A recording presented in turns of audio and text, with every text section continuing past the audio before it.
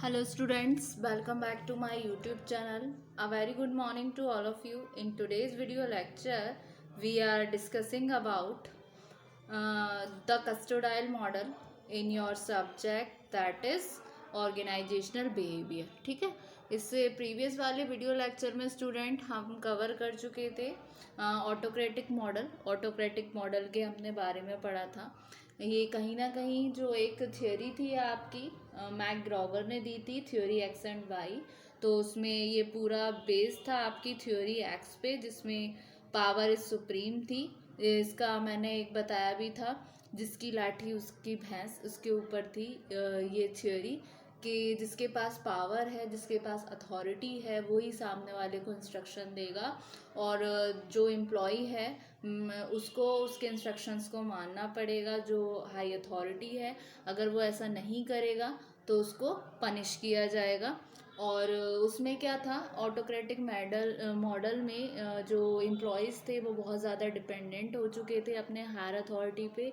वो खुद से कुछ काम नहीं करना चाहते थे. जो चीज़ें उनको बताई जाती थी वो जस्ट वही चीज़ों को करते थे, यानी कि उसमें क्या था, पावर इज़ सुप्रीम. तो उस मॉडल में जो कमियां थी उसको ओवरकम करने के लिए, उन शॉर्ट कमिंग्स को, ऑटोक्रेटिक मॉडल की जो कमियां थी उनको दूर करने के लिए एक मॉडल एग्जिस्टेंस में आया जिसको नाम दिया गया कस्टोडाइल मॉडल. ठीक है, तो to overcome the shortcomings of the autocratic model, the custodial model came into existence. ठीक है, the custodial model come into existence. तो जो इनसिक्योरिटीज़ और फ्रस्ट्रेशन जो फील कर रहे थे वर्कर्स ऑटोक्रेटिक मॉडल के अंदर, जो कभी कभी उनको अग्रेशन को लीड करता था.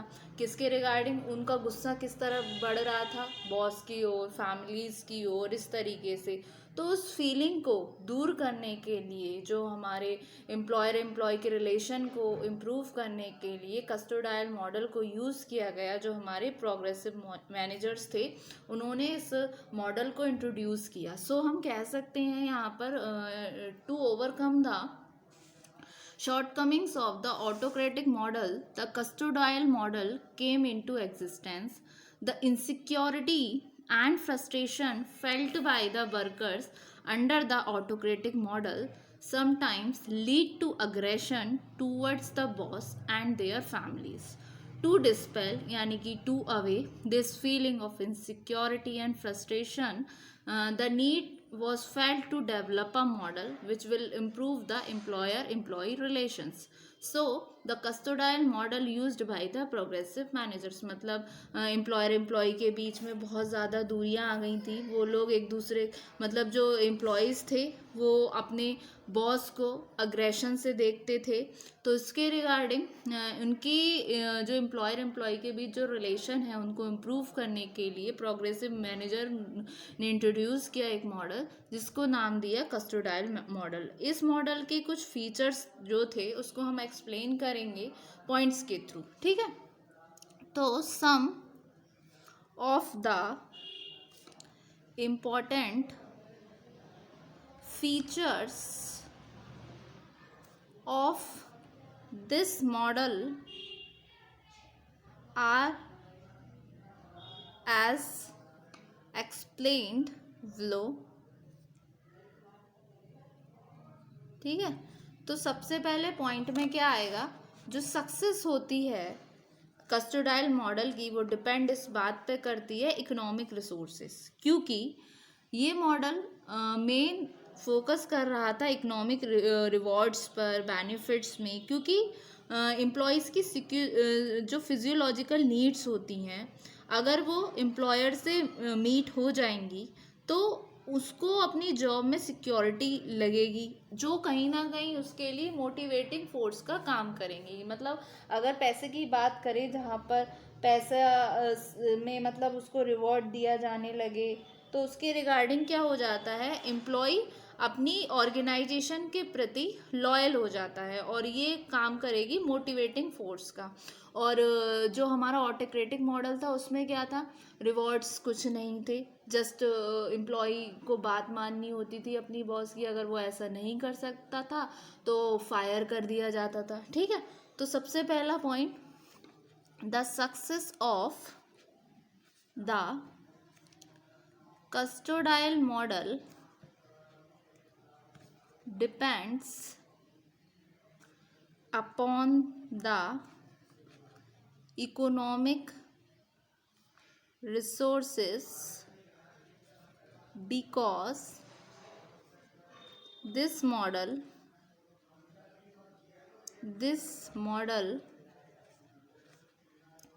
emphasizes the economic rewards and benefits. Since employees' physiological needs are already met, the employer looks to security needs as a motivating force. ठीक है, फिर एम्प्लॉय जो थे कस्टोडायल मॉडल के अंदर वो डिपेंड थे ऑर्गेनाइजेशन पे, ना कि अपने बॉस पे. अगर ऑर्गेनाइजेशन कुछ अच्छा करेगी, डेवलपमेंट प्रोग्राम करेगी एम्प्लॉयज़ के लिए, तो उसके रिगार्डिंग क्या होगा, एम्प्लॉयज़ लीव अफोर्ड नहीं करेंगे, ऑर्गेनाइजेशन को छोड़कर नहीं जाएंगे. They can not afford to leave the organization अगर ऑर्गेनाइजेशन एम्प्लॉय के भले के बारे में सोचेगी तो. ठीक है, तो सेकंड पॉइंट आता है the employees under custodial model depend upon organization rather than their boss. If the organization has got good welfare and development programs for the employees, they cannot afford to leave the organization. ठीक है, इस model के अंदर जो employees थे वो satisfied थे, happy थे, और जिससे कि वो ऑर्गेनाइजेशन के लिए पैसिव कोऑपरेशन दे पा रहे थे. तो under this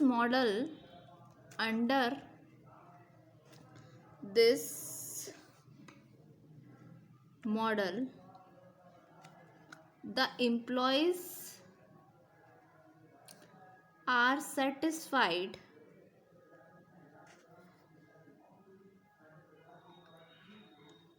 and happy, and they are not strongly motivated.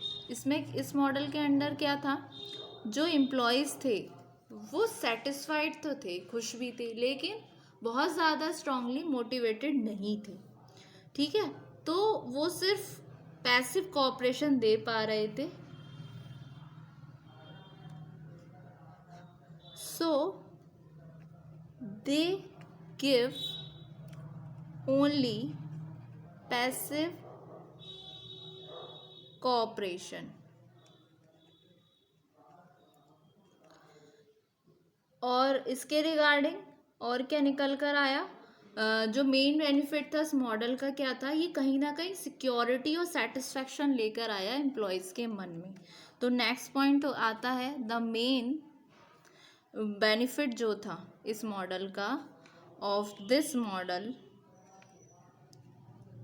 Is that it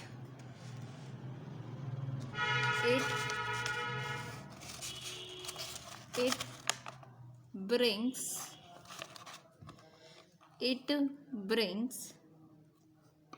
security and satisfaction to the employees. एक इसकी सबसे बड़ी दिक्कत थी, जो कमी थी, वो सबसे बड़ी ये थी कि ये सिर्फ मोटिवेट कर रही थी एम्प्लॉयज़ को मटेरियल रिवॉर्ड के लिए, ठीक है। सो एम्प्लॉयज़ के अपने साइकोलॉजिकल नीड्स भी होते हैं। फिर इसके ड्रॉबैक को दूर करने के लिए, एम्प्लॉय को दूर करने के लिए क्या किया, एक सर्च स्टार्ट हुई कि कौन सा बेस्ट वे होगा मोटिवेट करने के लिए वर्कर्स को, जिससे वो प्रोड्यूस कर सकें अपने फुल कैपेसिटी को और कैपेबिलिटीज़ को। तो उसके रिगार्डिंग एक अनदर मॉडल जो और आया, उसको हम डिस्कस करेंगे अपने नेक्स्ट वीडियो में।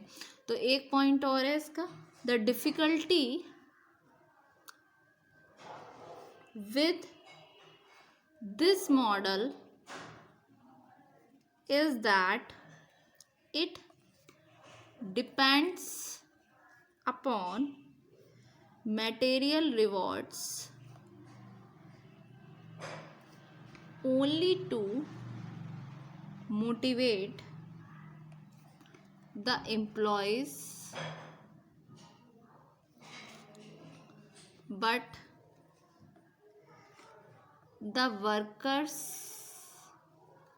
have their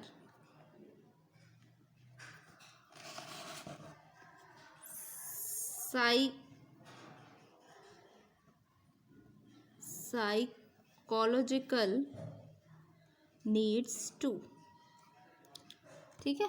बस इतना। तो ये था आपका custodial model.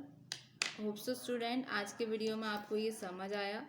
Upcoming video lecture में हम अपने अनदर मॉडल को डिस्कस करेंगे। तो एक बार हम गो थ्रू करते हैं। ये रहा आपका कस्टोडायल मॉडल।